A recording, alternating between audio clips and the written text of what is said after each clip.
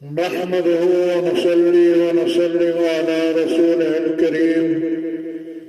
أما بعد فأعوذ بالله من الشيطان الرجيم بسم الله الرحمن الرحيم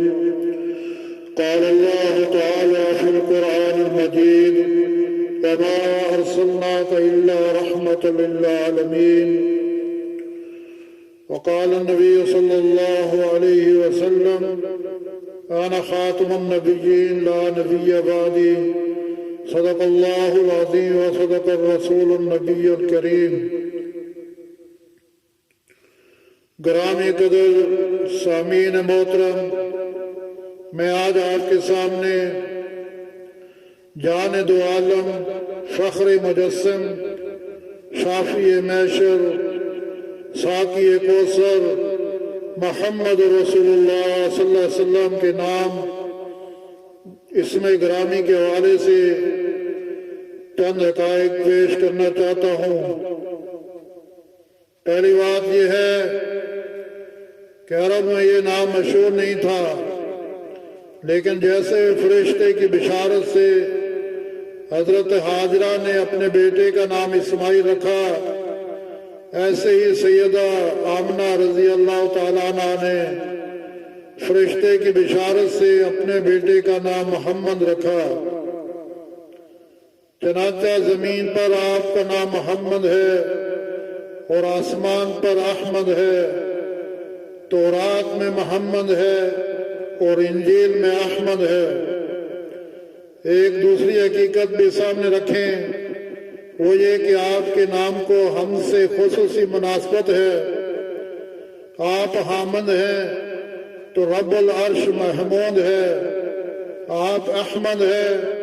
تو مقام شفاعت کا نام محمود ہے، آپ حمید ہیں تو آپ کی امت حمادون ہے۔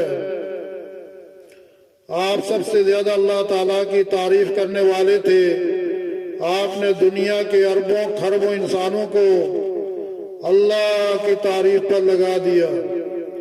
لہذا آپ حامد بھی ہیں، حماد بھی ہیں، حمید بھی ہیں، محمود بھی ہیں اور محمد بھی ہیں اور احمد بھی ہیں۔ عربی لغت میں محمد کا ایک معنی یہ بھی لکھا ہے کہ جس میں ساری اچھی خصلتیں جمع ہو گئی ہوں۔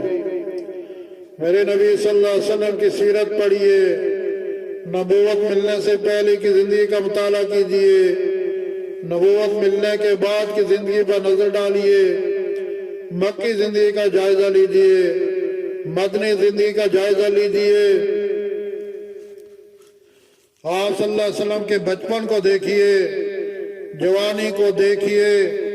آپ صلی اللہ علیہ وسلم کو شور کی حیثیت سے دیکھیے،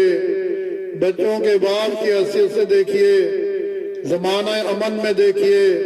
حالت جنگ میں دیکھیے، مسجد کے محراب میں دیکھیے، مکہ اور مدینہ کے بازاروں میں دیکھیے۔ آپ صلی اللہ علیہ وسلم کی زندگی کی ہر ادا کو دیکھیے اور بار بار دیکھیے اور بتائیے کہ وہ کون سی اچھی خصلت اور صفت ہے جو آپ کو کسی کے بچپن اور جوانی میں دکھائی دیتی ہے، کسی شعر اور بات میں نظر آتی ہے، لیکن وہ خصلت اور وہ صفت میرے حضور صلی اللہ علیہ وسلم میں موجود نہیں ہے۔ میرے دوستو، محمد کا ایک معنی یہ بھی ہے وہ شخص جس کی بار بار تعریف کی جائے، جس کی تعریف کبھی ختم نہ ہو۔ میرے حضور صلی اللہ علیہ وسلم کی تعریف انسانوں نے کی، جنات نے کی، ملائکہ نے کی،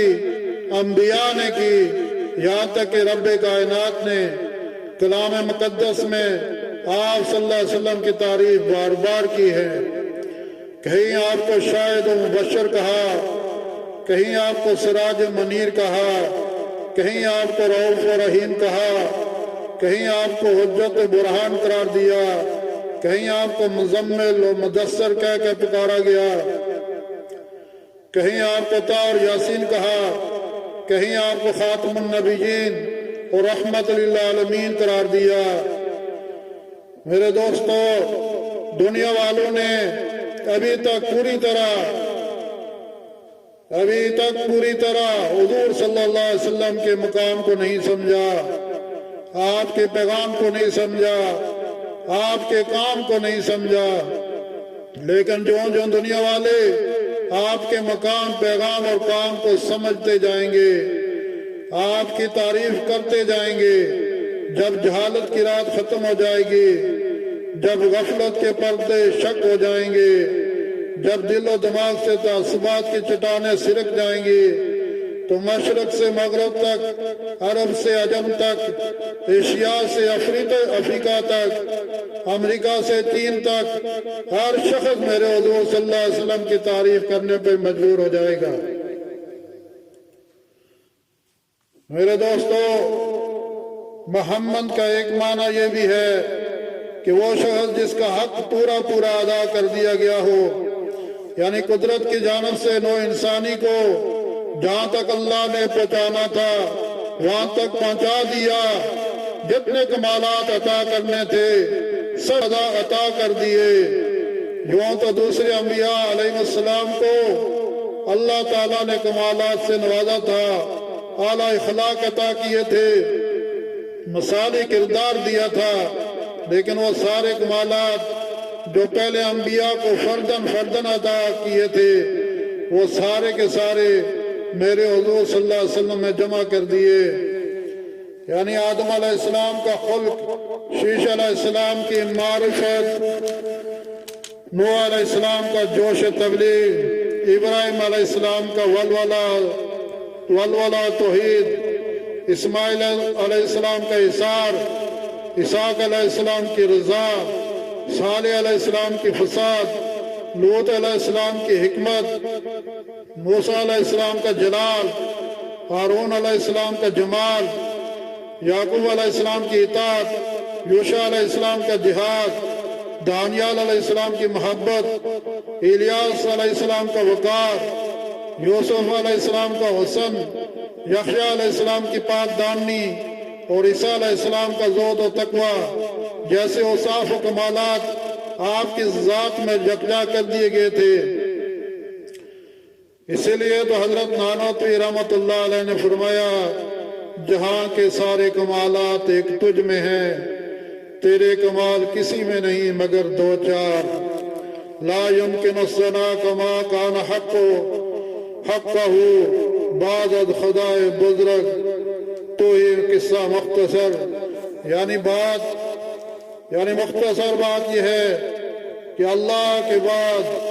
بس آپ ہی کا مقام ہے۔ اسی لیے کلمہ طیبہ میں جہاں لا الہ الا اللہ کی ہاں ختم ہوتی ہے، وہاں اس کے فوراً بعد محمد صلی اللہ علیہ وسلم کی میم شروع ہوتی ہے۔ اس کلمہ سے یہ بات بھی ثابت ہو جاتی ہے کہ جو شخص اللہ کو تو مانے لیکن حضور صلی اللہ علیہ وسلم کو نہ مانے وہ مسلمان نہیں ہو سکتا۔ اگر وہ توحید کا اقرار کرتا ہے تو اسے رسالت کا بھی اقرار کرنا ہوگا۔ اگر وہ اللہ کی کبریائی کو مانتا ہے تو اسے مصطفیٰ کی مصطفیٰ کو بھی تسلیم کرنا ہوگا۔ اگر وہ رب کی ربوبیت کا اعتراف کرتا ہے تو اسے حضور صلی اللہ علیہ وسلم کی نبوت اور رحمت کا بھی اعتراف کرنا ہوگا۔ ادھر عبادت کرتا ہے ادھر اطاعت کرنی ہوگی،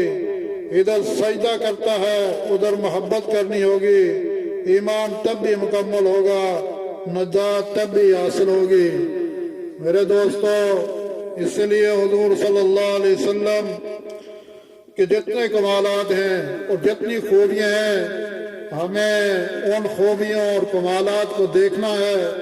اور ان کو اپنانا ہے اور ان کے مطابق اپنی زندگی کو ڈالنا ہے تاکہ ہماری دنیا بھی بن سکے اور آخرت بھی بن سکے۔ ایسا کمال کا نبی اللہ نے ہمیں دیا ہے میرے دوستو، ایسا کمال کا نبی جو ساری خوبیاں اللہ تعالیٰ نے اس نبی میں جمع کر دی تھی۔ ایسی کمال والی زندگی تھی ان کی۔ اگر ہم بھی اپنی زندگیوں کو حضور صلی اللہ علیہ وسلم کی زندگیوں کے مطابق اور اپنی زندگیوں کو ڈال دیں تو میرے دوستو دنیا بھی ہماری کامیابی سے گزرے گی اور آخرت میں بھی اللہ جل جلالہ ہمیں کامیاب فرمائیں گے۔ اللہ تعالی ہمیں عمل کی توفیق نصیب فرمائے۔ وما علینا الا البلاغ۔